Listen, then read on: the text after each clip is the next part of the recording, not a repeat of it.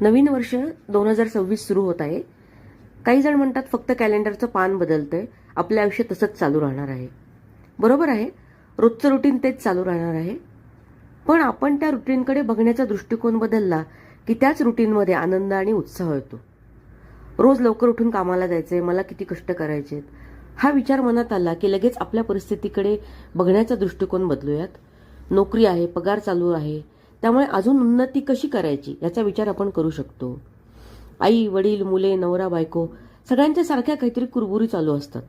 असू देत, परिस्थितीमुळे एकटी पडलेली माणसं पहा आणि माणसांच्या बाबतीत आपण किती श्रीमंत आहोत हे पाहून सगळ्यांचे प्रश्न जमेल तसे सोडवायला बळ येईल. काही माणसे, घटना, परिस्थिती जादूची कांडी फिरल्यासारखे लगेच बदलत नसतात. नवीन बदल घडवायचा तर स्वतःपासून सुरुवात करा असे म्हणतात. तर हा बदल आपण आपला दृष्टिकोन बदलून करायला हवा.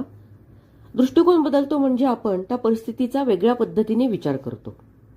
आणि जेव्हा परिस्थिती सोपी होऊन जाते तेव्हा आपल्याला असं वाटतं की हा विचार आपण आधी का नाही केला.